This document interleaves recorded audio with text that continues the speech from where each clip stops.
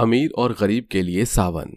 पालमपुर गांव के सरपंच की बहू पूजा का ससुराल में ये पहला सावन है, इसलिए वो काफी एक्साइटेड होती है और अपनी सास नंद के साथ मार्केट जाती है, जहां उसकी नजर गरीब नेहा पर पड़ती है, जो अपने परिवार के साथ सामान ले रही होती है। काजल, तुम भी अपने लिए हरे रंग की चूड़ी और कुछ सामान ले लो। आखिर तुम भी तो इस बार अच्छे पति के लिए शिव जी का व्रत रखने वाली हो इस सावन। हाँ भाभी, भगवान शिव जी बहुत भोले हैं, कहते हैं उनसे जो मांगो वो पूरा होता है। क्या पता इस सावन भोले भंडारी मेरी भी मनोकामना सुन ले और आप भी भैया के लिए कांवड़ियों वाली ड्रेस ले लो। भैया को कांवड़ लेकर जो जाना है, और अपने लिए भी हरे रंग की साड़ी और चूड़ी ले लो, सावन आ गया है। नहीं काजल, अभी इतने पैसे नहीं हैं और सावन तो पूरे 1 महीने चलेंगे। मैं फिर अपने लिए हरी साड़ी ले लूंगी, अभी जरूरी सामान ले लेते हैं। पैसे नहीं है तो मुझसे ले लो। वैसे भी सावन गरीबों के लिए नहीं, हम अमीरों के लिए होता है। तुम बेचारे गरीब कहाँ से सावन के व्रत रख पाओगे, झूला लगा पाओगे, महंगी हरे रंग की साड़ी और चूड़ी पहन पाओगे। देखो, मैंने तो सारा सामान बड़ी बड़ी दुकानों से लिया है ना कि तुम्हारी तरह मोल बहाव किया है इन छोटी दुकानों पर। पूजा, ये ससुराल में तुम्हारा पहला सावन है। मैं तो चाहूंगी तुम्हारा सावन अच्छा जाए, पर मेरी भी बात याद रखना, सावन अमीर गरीब के लिए नहीं, सबके लिए होता है। और इस सावन में अमीर हो या गरीब, हर इंसान इसे मनाया करता है। बहुत जाने दे इन गरीबों को, और तुम देख लेना, ससुराल में मेरी बहू का पहला सावन का महीना इतना खास जाएगा कि तुम गरीबों ने सोचा भी नहीं होगा। शांति और नेहा अपनी अमीरी की अकड़ दिखाकर घर चली जाती हैं और अगले ही दिन से सावन की शुरुआत हो जाती है और पूजा हॉल में बैठकर अपनी सास से बोलती है। माँ जी, सावन शुरू हो चुका है। मायके में तो मैं हर साल सावन अपने घर में झूला लगवाती थी और मेरी सारी सहेलियां मेरे घर आती थी, इसलिए आप इस बार भी मेरे लिए 2 झूले लगवा दो। एक बालकनी के लिए ताकि मैं बारिश में भी झूल सकूं, और एक छत के लिए ताकि मैं बिना बारिश के ज्यादा से ज्यादा समय छत पर बिता सकूं और अपनी अच्छी अच्छी फोटो ले सकूं और रील भी बना सकूं। पूजा, ये तो तुम मुझसे भी कह सकती थी। सही कहा ना माँ मैंने? तुम बस मुझे 2 दिन का समय दो, मैं झूले वाले को बुला लूंगा। ले बहू, तेरी ये इच्छा भी पूरी हो गई। और भी कुछ चाहिए हो तो बेझिझक बताना। तू सरपंच की बहू है, उन गरीबों की तरह नहीं जो एक चीज लेने के लिए सोचना पड़े। जहाँ पूजा अपने घर में अपनी सास और पति से झूला लगाने की बात कर रही होती है, तो वहीं नेहा अपने घर के बाहर कुछ औरतों के साथ चटाई पर बैठकर कुछ फूलों की माला बना रही होती है, तो कुछ मेहंदी पीस रही होती हैं। नेहा बहन, मैं क्या कह रही थी कि इस बार मेरी छोटे से आम के बागान में चलते हैं। वहाँ धूप भी नहीं लगेगी और बहुत सारे पेड़ हैं, हम वहाँ अच्छे से झूला लगा पाएंगे। पिछली बार कम पेड़ पर झूले लगने की वजह से दिक्कत हो गई थी। क्या आप लोग आम की बागान में झूला लगाने वाले हैं? अब तो बहुत मजा आएगा। माँ, मुझे भी अपनी साथ लेकर चलना, मैं भी झूले में झूलूंगी। मेरी छोटी नानी, वो झूला औरतें अपने लिए लगा रही है, ना कि तेरे लिए। माँ, मुझे भी झूला झूलना है। हाँ मेरी बच्ची, झूल लेना, वो झूला सबके लिए होगा, पर पहले पापा को कांवड़ ले जाने के लिए विदा करेंगे, उसके बाद झूला लगाएंगे, फिर तुझे जितना झूलना हो तो झूलना। हम बड़ों से ज्यादा सावन में झूलों का इंतजार बच्चे करते हैं। जब नेहा कुछ औरतों और अपनी सास नंद के साथ सावन में झूले लगाने की बात कर रही होती हैं, तो ये सब कुछ बालकनी से पूजा सुन लेती है और एक बार फिर हंसते हुए उनका मजाक बनाती है। भला अब के टाइम पर कौन खेत और बागान के पेड़ों पर झूले लगाता है? आजकल तो रेडीमेड झूले बने हुए आते हैं। तुम सारी औरतें पैसे मिलाकर चाहो तो एक झूला मंगवा सकती हो। भाभी, आप शायद भूल गई हैं, आप सरपंच की बहू हैं, गांव की औरतें नहीं। गांव की सारी औरतें अगर पैसा मिलाकर भी झूला लगाने की सोचे ना, तो भी ये लोग अच्छा और बढ़िया झूला नहीं ले सकती। और भला इतनी सारी औरतों का काम एक झूले से कहाँ होने वाला है? बेकार ही एक दूसरे के सर के बाल नोचेंगे, इन्हीं पेड़ पर ही झूलने दो। करिश्मा, सावन के महीने में असली मजा तभी आता है जब पेड़ों पर झूला लगता है और सारी औरतें एक साथ बैठकर सावन के महीने में मजे करती हैं, ना कि घर में रेडीमेड झूला लगाकर बैठी हैं। सावन में जब 10 औरतें एक साथ होती है ना, तभी सावन में मजा आता है। उस औरत की बात सुनकर करिश्मा और पूजा दोनों का मुंह बन जाता है और वो दोनों अंदर चली जाती हैं। और अगले दिन पूजा के घर में झूला लगाने वाला आता है। 2 लोग झूला पकड़कर खड़े होते हैं और सरपंच जी बालकनी पर उन्हें जगह दिखा रहे हैं। हाँ भैया, एक झूला मेरी बहू की बालकनी में लगाओ और दूसरा झूला छत पर। क्यों बहू, तुम्हें ये झूला पसंद तो है ना? हाँ बाबा जी, ये दोनों झूले बहुत अच्छे हैं। करिश्मा, तुम मार्केट से फूल ले आओ, मैं अपने झूले को फूल से सजाऊंगी ताकि आसपास की औरतें मेरे झूले को देख जलती रहें कि वो अमीर क्यों नहीं है।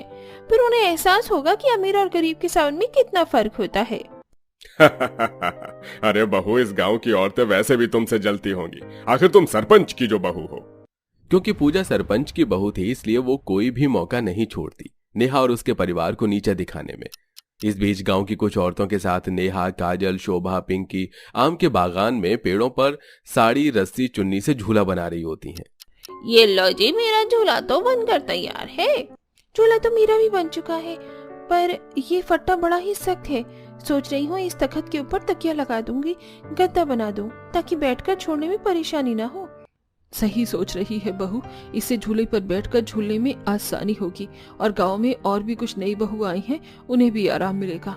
अब जल्दी से फूलों से झूले को सजा दो, जब तक मैं जमीन साफ कर लेती हूँ। यहीं बिछौना लगा लेंगे और घर के कामों से छुट्टी पाकर पूरे सावन यहीं आकर बैठेंगे। अब सारी औरतें झूले को सजाने के लिए बगीचे से फूल लाती हैं और वहीं बैठकर फूलों को पिरोती हैं और अपने झूले को सजाती हैं। और नेहा की नजर कुछ कांवड़ियों पर पड़ती है जो कांवड़ लेकर जा रहे होते हैं। झूला बनाने और सजाने के चक्कर में तो मैं भूल ही गई कि सुमित जी कांवड़ ले जाने वाले हैं। हाँ भाभी, आज तो भैया को भी कांवड़ लेकर जाना था और हम सब यहीं बैठे हैं। भैया को लेट हो रहा होगा, जल्दी घर चलते हैं। हाँ बहन, तुम जाओ, यहाँ की सजावट हम कर देंगे।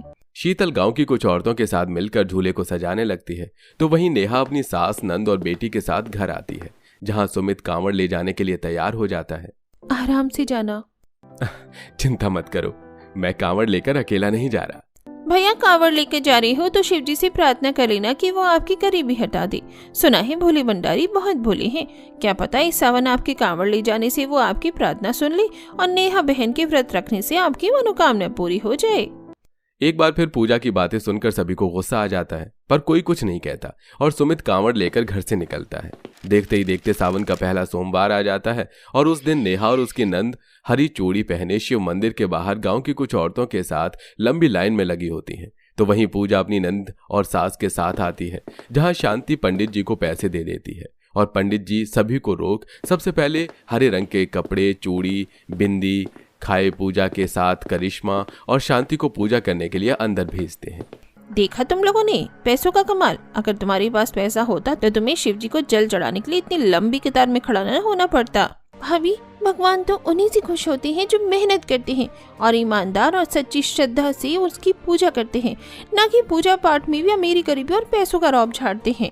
तुम गरीबों की हैसियत नहीं, इसीलिए ऐसी बातें करती हो। चलो भाभी। एक बार फिर चढ़कर करिश्मा अपनी भाभी और माँ के साथ अंदर आती हैं, जहां वो लोग शिवजी की पूजा करते हैं, उन्हें जल अर्पित कर मंदिर से बाहर आते हैं और उनके पूजा करके जाने के बाद मंदिर के बाहर खड़े लोगों को मंदिर के अंदर भेजा जाता है। कुछ देर में सब पूजा करके घर आते हैं और घर आते ही तेज बारिश होने लगती है, जिस वजह से नेहा अपने परिवार और गाँव की औरतों के साथ झूला झूलने के लिए आम के बागान में नहीं जा पाती। तो वहीं इस बारिश में पूजा चाय पकौड़े लिए अपनी सास और नंद के साथ अपनी बालकनी पर आती है और दरवाजे पे खड़ी नेहा से कहती है, मैंने तो पहले ही कहा था सारी औरतें पैसे मिलाकर एक झूला खरीद लो, पर तुम गरीब के पास इतना पैसा कहाँ कि सावन में एक झूला ले सको। मुझे देखो, बाहर इतनी अच्छी बारिश हो रही है और मैं सावन के मौसम को एंजॉय कर रही हूँ। बहू तो सरपंच की बहू और ये गरीब क्या ही तेरी बराबरी करेंगे। शांति और पूजा की बात सुनकर नेहा को काफी बुरा लगता है। तभी काजल अपनी भाभी का हाथ पकड़कर उन्हें बाहर ले जाती है और बारिश में नहाने लगती है। अब गांव की कुछ औरतें भी जमा हो जाती हैं जो नाचते हुए बारिश को एंजॉय करती हैं। शांति बहन, सावन का मौसम अमीर और गरीब के लिए नहीं होता, ये मौसम हर किसी के लिए है। तुम घर में बैठकर एंजॉय करो, हम बाहर बारिश में नहाकर एंजॉय करेंगे। इतनी गरीबी और मजाक बनने के बाद भी जब पूजा ये देखती है कि गरीब लोग कैसे सावन को एंजॉय कर रहे हैं और खुश हैं, तो उसे अंदर ही अंदर उनसे चिढ़ होने लगती है। अगले दिन बारिश बंद हो जाती है और सारी औरतें एक दूसरे को जमा करती हैं और आम के बागान में जाती हैं, जहां सारी औरतें एक साथ बैठकर ढोल बजाती हैं, गाना गाती हैं, नाचती हैं और एक दूसरे को हरी चूड़ियां पहनाती हैं। माँ, जब मैं बड़ी होंगी तो मैं भी ऐसे ही व्रत रखूंगी सावन के, और फिर मुझे भी ऐसे ही सुंदर सुंदर हरे रंग की चूड़ी पहनाई जाएगी और झूले पर बैठकर झूला झुलाया जाएगा। हाँ मेरी नन्ही पर ही, पर पहले तो बड़ी तो हो जा। भाभी चलो, आप झूले पर बैठ जाओ, मैं आपको झूला झुलाती हूँ। काजल अपनी भाभी को झूले पर बैठाती है और उन्हें झूला झुलाती है, जिसमें नेहा की साड़ी का पल्ला हवा में लहराता है। काफी अच्छी हवा भी चल रही थी। तो वहीं छत पर झूले पर बैठकर पूजा अपनी नंद को झूले पर झुलाने को बोलती है। करिश्मा, मैं झूले पर झूल रही हूँ तो मेरी रील बनाना। भाभी, शादी के बाद आपके पास कोई काम नहीं है सिवाय रील बनाने के? पर मेरे पास बहुत काम है, आप अपनी रील खुद बना लो। इतना बोलकर करिश्मा वहां से चली जाती है। कुछ ही देर में अतुल घर आता है और पूजा बालकनी वाले झूले पर बैठकर अतुल को फोन देती है। अब तुम्हें कहीं नहीं जाना ना, तुम मेरी फोटो लो झूले के साथ की, ताकि मैं अपने दोस्तों को सेंड कर सकूं जैसे उन्होंने की है। मुझे तो तुम औरतों का कुछ समझ में नहीं आता, ये काम तुम किसी और से भी बोल सकती थी। अच्छा छत पर चलो, वहीं फोटो लेता हूँ खुले में। इतना बोलकर अतुल पूजा के साथ छत पर जाता है और उसकी झूले पर कुछ फोटो लेता है। इसी तरह कुछ दिन बीत जाते हैं और फिर से सोमवार का दिन आ जाता है और पूजा देखती है कि गांव की सभी औरतें एक साथ मंदिर जा रही हैं और मंदिर के बाहर लाइन लग रही है। तो वहीं आज भी शांति पैसे देकर अपनी बहू और बेटी को पूजा करने के लिए मंदिर में भेजती है। पूजा करके जब पूजा घर आती है तो वो पूरे दिन अकेली बोर हो जाती है। तो वहीं वो देखती है कि लंबी लाइन लगाकर भी सारी औरतें खुश हैं और वो बातें करते हुए घर आ रही हैं। कितना सुकून मिलता है। मैं बस जल्दी से घर का काम कर लूं, फिर चलते हैं आम के बागान में। मेरा तो सावन का महीना फेवरेट है। काश की सावन का महीना 2 महीने के लिए होता। उनके पास कोई फैसिलिटीज नहीं, इतनी दूर जाती हैं, पेड़ पर झूला लगाकर झूलती हैं, मंदिर के बाहर इतनी लंबी लाइन लगाती हैं। उनके पति कांवड़ लेकर जाते हैं, घर का काम करती हैं, पहनने के लिए महंगी साड़ी भी नहीं लेती, फिर भी ये लोग इतने खुश कैसे? पूजा उन औरतों को देखकर अंदर ही अंदर उनसे जल रही होती है। तो वहीं पूरे दिन घर में अकेली रहने की वजह से वो बोर होती है। कुछ ही देर में फिर से बारिश शुरू हो जाती है और इस बार तेज आंधी तूफान भी चल रहा था। और ये देख पूजा बालकनी पर आती है और बहुत खुश होती है और एक बार फिर बाहर छाते में इकट्ठा हुई नेहा और बाकी लोगों का मजाक बनाती है। इतनी तेज आंधी तूफान चल रही है, तुमने जो पेड़ों पर झूला बनाया है वो तो गिर ही गया होगा। आज तुम सारी औरतें कहाँ झूलोगी? बहू, वो तो साधारण झूला था, वो नहीं टूटने वाला जब तक पेड़ नहीं गिरता। अब सभी लोग बारिश रुकने का इंतजार करते हैं और बारिश रुकते ही एक बार फिर सारी औरतें इकट्ठा होती हैं और झूला झूलने के लिए चली जाती है। ये देख पूजा बालकनी वाले झूले पर बैठकर अपनी कुछ दोस्तों को वीडियो कॉल करती है। ये देख सपना, मेरी हरी साड़ी पूरे 1 लाख की है और तुझे पता है मैंने एक बार बोला और मेरे ससुर ने मेरे घर में 2-2 झूले लगवा दिया। देख बाहर बारिश हो रही है और मैं घर में इस सावन के महीने का कितना एंजॉय कर रही हूँ। भला घर में सावन के महीने को कौन एंजॉय करता है? ये देख, हमने पेड़ पर झूले लगाए हैं और फूलों से सजाया है, जमीन पर चादर बिछाए और सारी औरतें एक साथ ढोल पर नाचती गाती हैं और बड़ी बूढ़ी एक दूसरे से छेड़छाड़ करती हैं। पूरा दिन यहीं पर कैसे बीत जाता है पता ही नहीं चलता। कुछ देर में हम मेहंदी भी लगाएंगे। अच्छा मैं रखती हूँ, मैं बहुत बिजी हूँ। मेरी दोस्त इतनी अमीर होकर गरीबों के साथ सावन बना रही है और कितनी खुश लग रही थी। पूजा अपनी अमीर दोस्तों को गरीबों के साथ सावन एंजॉय करता देख और भी ज्यादा खुद को अकेला महसूस करने लगती है और अब वो अपने झूले पर भी नहीं झूलती। और इस बार जब सोमवार आता है तो वो खुद पंडित को पैसे न देकर बाकी औरतों की तरह मंदिर के बाहर लाइन लगाती है और ये देख सभी लोग हैरान हो जाते हैं। भाभी, आज सूरज किधर से निकला है? ये तो पंडित को पैसे देकर बिना लाइन लगे पूजा करती थी और आज हमारे पीछे लगी है। क्या हुआ बहन, आज मन में सच्ची श्रद्धा जग गई क्या? तुम अपने काम से काम रखो। मेरी माँ ने बोला है कि अगर भगवान को खुश करना है तो थोड़ी मेहनत करनी चाहिए, वरना मुझे कोई शौक नहीं इतनी लंबी लाइन में लगकर पूजा करने का। भूलो मत, मैं सरपंच की बहू हूँ और आज मेरी ननद का पेपर है और माँ जी बीमार है, इसीलिए अकेली हूँ। लाइन में खड़ी सारी औरतें पूजा को देखकर आपस में बातें करती हैं।